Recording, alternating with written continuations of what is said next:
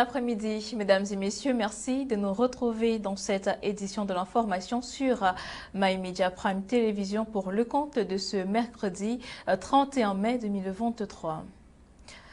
Le ministre des Petites et Moyennes Entreprises, en visite de travail dans le département de l'Océan, vient de signer un partenariat avec le port autonome de Kribi pour faire la promotion des entreprises opérant dans cette partie du pays.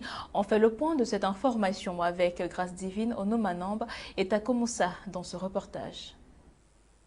À Kribi, le ministre des Petites et Moyennes Entreprises de l'économie sociale et artisanale a récemment signé une convention de partenariat avec le directeur du dit port autonome en vue de promouvoir ces jeunes entreprises spécialisées dans la transformation du bois. Le ministre Achille Bassiliquin, par la même occasion, a su apprécier et féliciter le directeur général du port autonome de Kribi pour ses efforts inlassables en vue du développement et de la véritable transformation de ce port en un centre économique dans la sous-région CEMAC.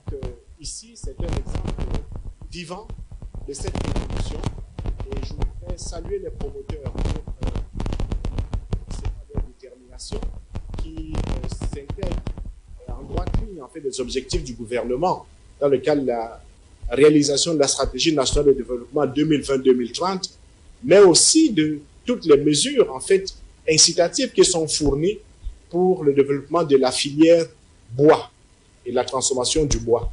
Donc ici, c'est un peu plus de 200 emplois qui sont créés et il y en aura davantage. Le directeur général du port autonome de Kribi, quant à lui, M. Patrice Melom, a indiqué que l'accord cadre de partenariat permettra non seulement de stimuler le développement socio-économique du Cameroun, mais aussi d'assurer la fluidité des marchandises et services dans la sous-région CEMAC, promouvant ainsi la cote du port sur le marché concurrentiel. As a main objective. Ce partenariat est un objectif principal qui est d'introduire les petites entreprises dans le projet d'envergure prévu dans la zone industrielle que nous allons construire au parc. De ce fait, nous allons nous accorder sur les moyens d'intégration de ces entreprises en vue du développement du port de Kribi, mais également de tout le Cameroun. Kribi Port and also the whole Cameroon. Une tournée dans ces entreprises locales de l'océan par le ministre des PME a été pour la plupart considérée comme une bénédiction et une lueur d'espoir pour un meilleur futur.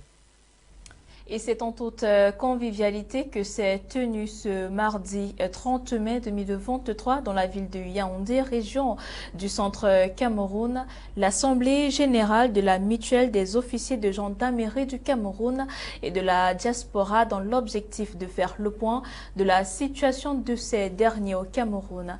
Jean-Paul Kébin pour nous en dire davantage. Après plusieurs années de loyaux services rendus à la nation, il est toujours plus que nécessaire, voire important, de capitaliser sa retraite. À la gendarmerie, en partenariat avec le secrétariat général, en charge des anciens combattants, ont pensé à mettre sur pied une mutuelle des officiers Pandore, au repos en abrégé Mutopar. Une mutuelle qui possède des missions, des objectifs bien précises. Nous réunis afin de mutualiser nos efforts pour supporter les ardeurs de la retraite. Vous savez, quand nous avons servi notre pays avec ardeur et abnégation, et quand nous avons la chance de partir les deux pieds, de partir sur les deux pieds, c'est une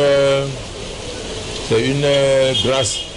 Et nous avons dit la pension que le haut commandement, que l'État nous octroie est là, mais nos problèmes sont supérieurs à ça. En concertation à Yaoundé, l'Assemblée générale qui permet de faire le point des états de tout un chacun et surtout la clarification sur les perspectives à venir de la mutuelle. Pour nous, être même en vie est une grâce, parce que nous avons perdu au cours du chemin beaucoup de nos camarades et nous rendons grâce à Dieu. La retraite ne devrait pas être considérée comme une sanction quand nous pouvons nous être mutualisés comme nous le sommes. Nous avons un projet de mettre sur pied. C'est un projet, quoi, si vous me permettez la répétition, c'est-à-dire pour essayer d'améliorer notre retraite, puisque c'est à ce moment-ci là que nous en avons besoin. La mutuelle des officiers Pandore au repos, une fierté du corps de la gendarmerie nationale, reste et demeure une bonne flamme et un repère indéniable pour l'après-service qu'il faille maintenir. Bon vent pour la suite.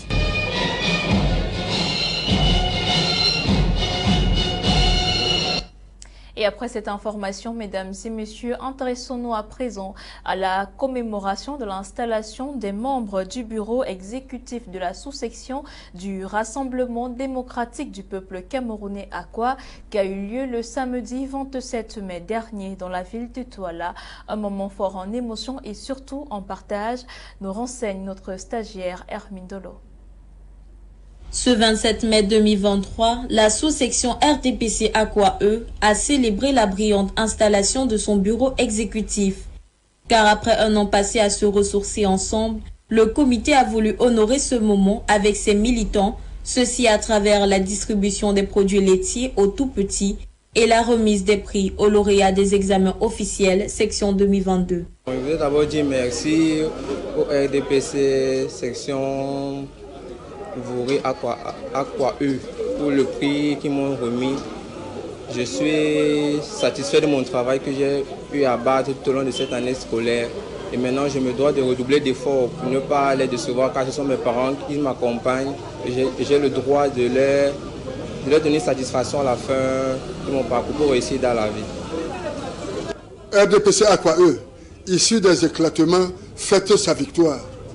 Il y avait beaucoup d'engouement dans la conquête du pouvoir. Nous avons passé un an, on s'est ressourcés et on a voulu partager ensemble avec les militants qui nous ont fait confiance, n'est-ce pas, ce moment. Une rentrée effective en fonction de ce bureau qui, malgré certains désaccords au départ, a décidé de prôner l'accomplissement d'un meilleur leadership.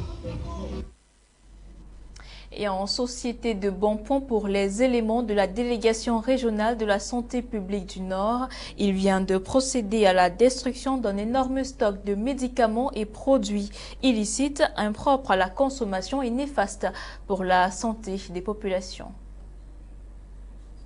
Estimé à une valeur de 50 millions de francs CFA d'après le rapport d'expertise établi par le délégué régional de la santé publique du Nord, ces médicaments et produits cosmétiques impropres à la consommation des populations sont issus de la contrebande. Ils ont été saisis et incinérés dans la ville de Garoua en présence des autorités sanitaires du Nord sous la supervision de l'inspecteur général.